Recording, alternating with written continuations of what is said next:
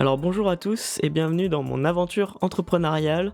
Alors on est ici pour le 4e épisode et avant de commencer j'aimerais vous faire un peu de promotion, d'autopromotion sur mon site web, mes blogs et aussi mon compte Instagram. Donc pour ceux qui me suivent pas encore, vous pouvez me suivre sur mon compte Instagram qui est JB Production tiré du bas vidéo et JBP83 pour mon compte personnel.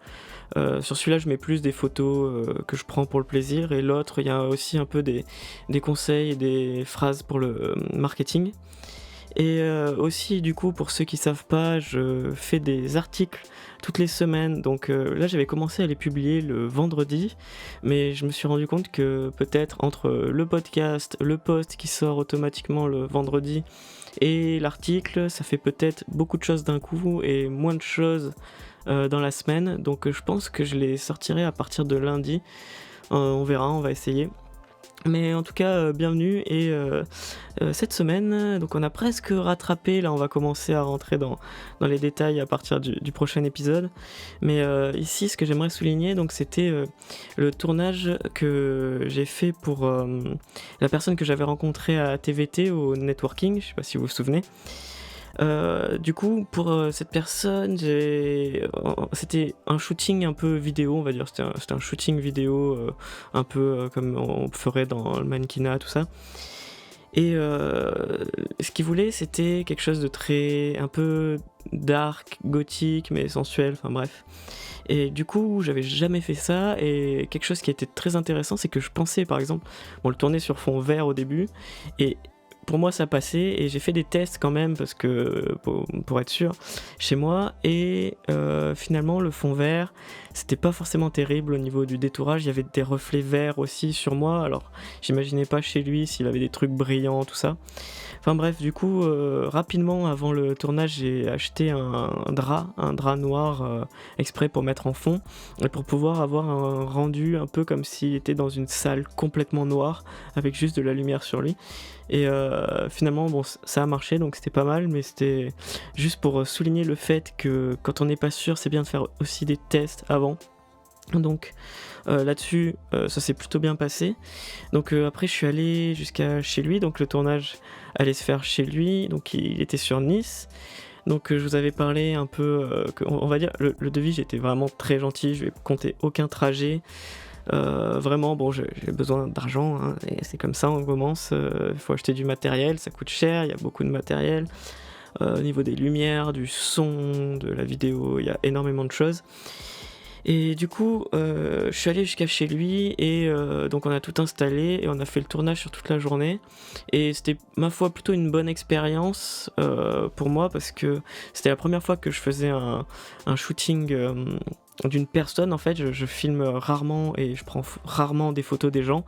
Et il faut savoir que ça reste quelque chose aussi de à part entière, c'est-à-dire on peut être très bon en photo de paysage par exemple, mais être très mauvais en photo de gens. Donc là-dessus, par chance, il y avait un maquilleur qui était là et qui savait à peu près, qui c'était vers Nice, Cannes, donc lui était habitué à faire des shootings avec des modèles, tout ça. Donc il m'a donné pas mal de conseils sur comment se positionner, tout ça, donc c'était vachement intéressant. Et je suis quand même sorti avec pas mal d'expérience de ça. Et on reviendra plus tard après sur tout ce qui est livrable de la vidéo, parce que il faut savoir que quand on est entrepreneur, auto-entrepreneur, freelance, les gens ont du mal à connaître les limites, mais on en parlera plus tard. Aussi, par rapport du coup à la semaine dernière, par rapport au fait de créer du contenu et créer quelque chose, un produit qui se vend même quand on dort, par rapport à tout ce qu'on disait sur la semaine de 4 heures. Par exemple, j'espère que vous êtes allé voir parce que c'est vraiment un livre incroyable. J'ai pensé à créer du coup une formation. Donc le principe, c'est que tous les gens qui n'ont pas, je pensais à tous les petits entrepreneurs, à toutes les personnes qui n'ont pas les moyens de s'acheter une vidéo de qualité, car du coup ça coûte quand même cher. et je pensais à leur faire une formation pour qu'ils le fassent eux-mêmes. Alors c'est une formation quand même assez détaillée avec de l'accompagnement, donc le but c'est que tous les gens qui ne pouvaient pas se payer une vidéo peuvent se payer cette formation et du coup créer du contenu, alors on va dire entre guillemets basique, mais de qualité eux-mêmes, avec un certain accompagnement, tout ça. Et du coup j'ai commencé à plancher là-dessus et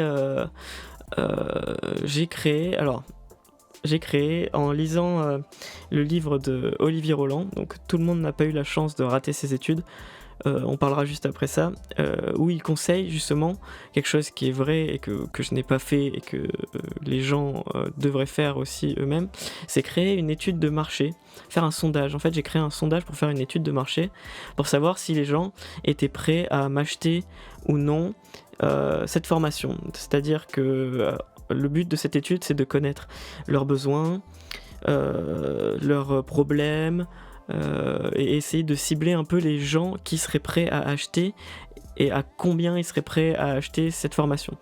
Donc j'ai commencé à créer en fait la formation, donc je me suis fait toute la structure et tout, je commençais à aller un peu profondément là-dedans, le truc c'est quand on a une idée comme ça, on pense souvent que putain l'idée est géniale, ça peut que marcher. Et c'est vrai que j'étais parti là-dedans, et en lisant le livre d'Olivier Roland, donc que j'écoute en audiobook, il est assez long quand même, mais qu'est-ce qu'il est bien. En audiobook, il fait 27 heures, donc c'est quand même un bon livre, mais il y a énormément de choses intéressantes.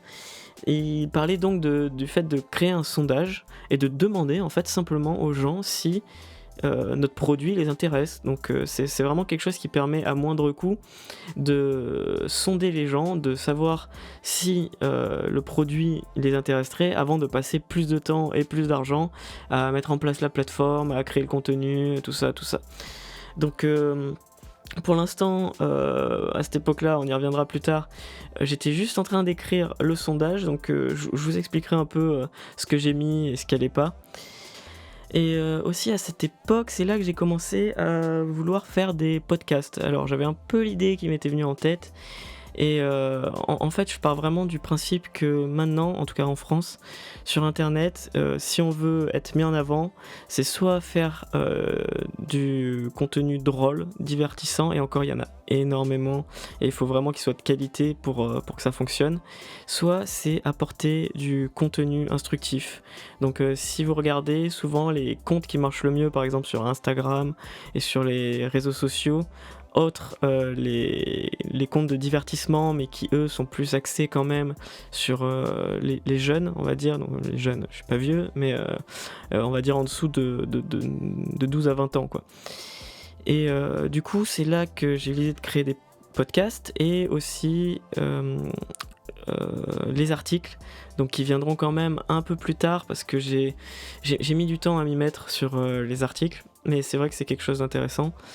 Et le but, bon, comme vous le savez, c'est vraiment de partager avec vous toutes les galères que j'ai, parce que j'imagine que je suis pas le seul, et j'en connais qui se lancent dans leur entreprise et qui ont vraiment du mal et qui ont des soucis. Et voilà, donc mon but c'est vraiment à travers ces podcasts de vous faire partager un peu ma vie aussi, et moi d'avoir un journal de bord, et pour pouvoir apporter des choses aux gens qui en ont besoin. Par rapport à ça, j'en profite qu'il nous reste un peu de temps.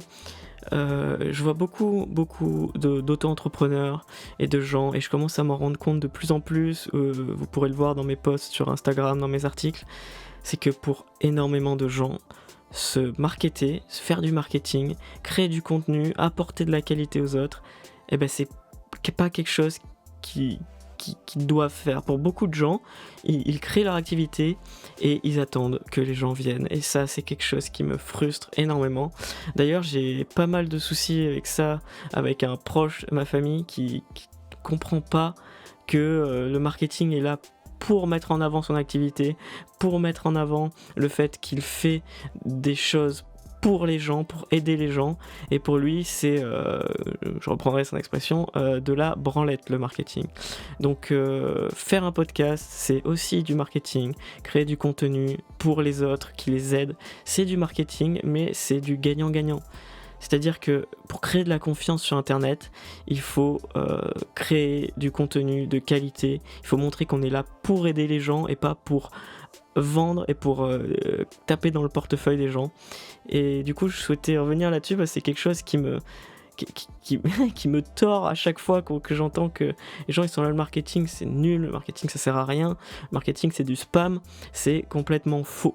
Alors, il peut y avoir des gens qui ont un mauvais produit, qui le marketent, et ça, c'est du mauvais marketing, on va dire, c'est pas du marketing éthique. Mais quand on a un vrai contenu, quand on a l'envie et le besoin d'apporter du soutien et de l'aide aux gens, on fait du marketing éthique, et c'est là que l'on explose comparé à ceux qui font du mauvais marketing, qui eux, ils vous achètent une fois, mais pas deux.